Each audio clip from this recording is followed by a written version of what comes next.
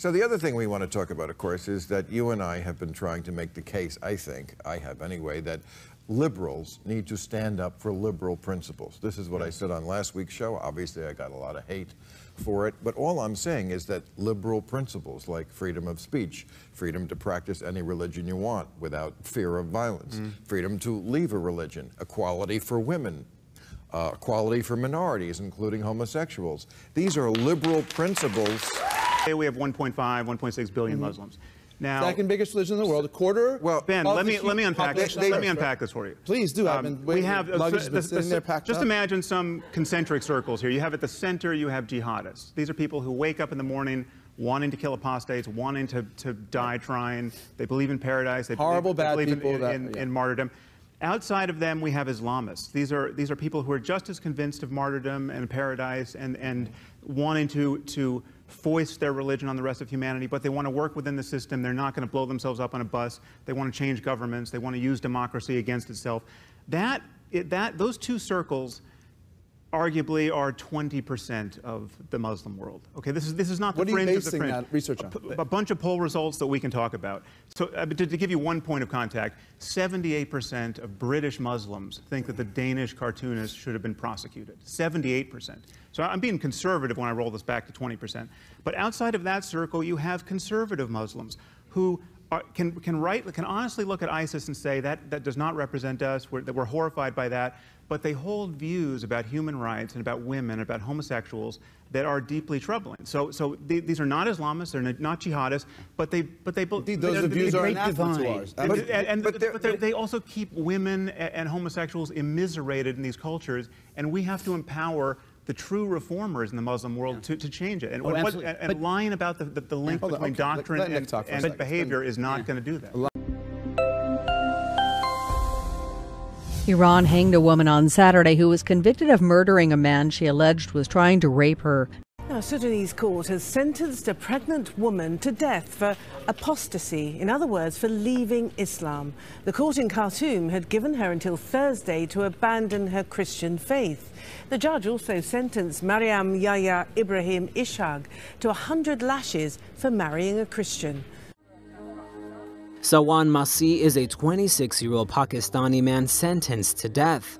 He is Christian and one of his friends accused him of insulting the Prophet Muhammad. Even though the accusation lacked proof, it immediately triggered violent reactions. It was announced by the loudspeaker of the mosque that a Christian has committed blasphemy against the Prophet Muhammad. A mob attacked Sawan Masih's neighborhood, leaving 400 families homeless. A mother and father in adjoining cells, accused of dousing their teenage daughter, Anusha, in acid. Her crime, looking at a boy. He approached our house, her father, Mohammed Zafar, said. She turned to look at him. I told her before not to do that. I started beating her. Then her mother brought the acid. A court in Egypt this week sentenced 4 men up to 8 years in prison for, homosexuality. Prosecutors had accused the men of holding, quote, deviant parties, and they're using a law that bans debauchery to put these guys in jail and put them on trial. The Middle East seems to be pretty backwards, as we've talked often about, related to anything with human rights, women's rights, gay rights, et cetera, et cetera. We've got a map that it gives you a little more about gay rights around the globe, and basically red, and the darker red you are, the worse it is. Blue, and the darker blue you are, the better it is.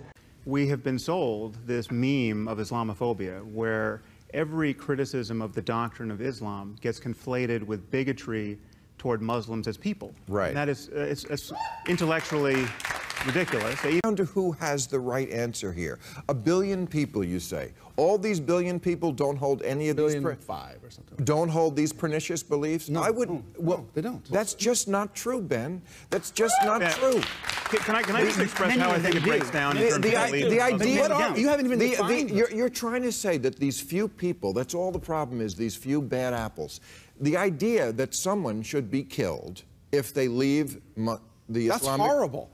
That should... Wait, you're saying that the idea that Islam. someone should be killed if they leave the Islamic religion is just a few bad apples? the people who would actually believe and enact that you murder somebody if they believe Islam is not the majority of Muslims at all. Okay.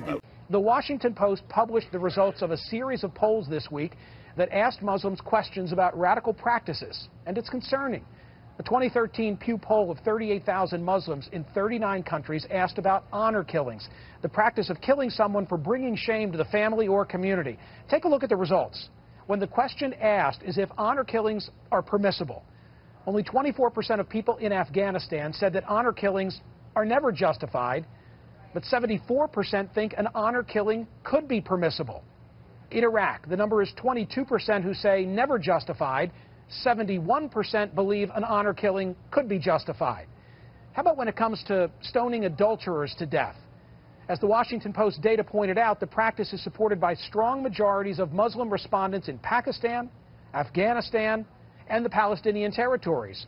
Another question, death for apostates? Majorities of Muslims in 6 countries say that if you leave the religion, you deserve to die. In Afghanistan, the number is 79% who believe that. Afraid to speak out because it's the only only religion that acts like the mafia that will fucking kill you if you say the wrong thing, draw the wrong picture, or write the wrong book. So you do have. When the Muslim world reacted in fury over the Danish cartoons of Mohammed, this was the face of moderation that European Muslim leaders wanted the world to see. The mainstream Muslims living in this country want to show that we can express our protest in a very legitimate, in a very civil, in a very courteous way. But this is the other face of European Islam.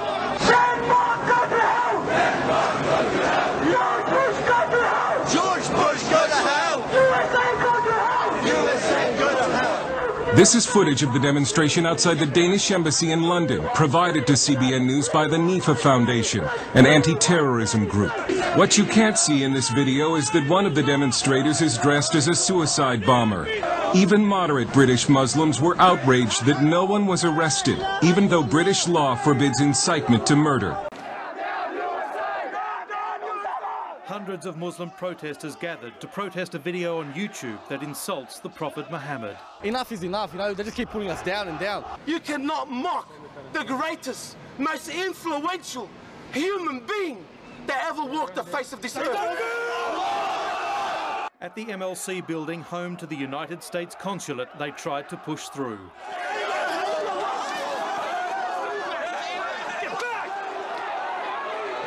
But all I'm saying is that liberal principles like freedom of speech, freedom to practice any religion you want without fear of violence, freedom to leave a religion, equality for women, equality for minorities, including homosexuals. These are liberal principles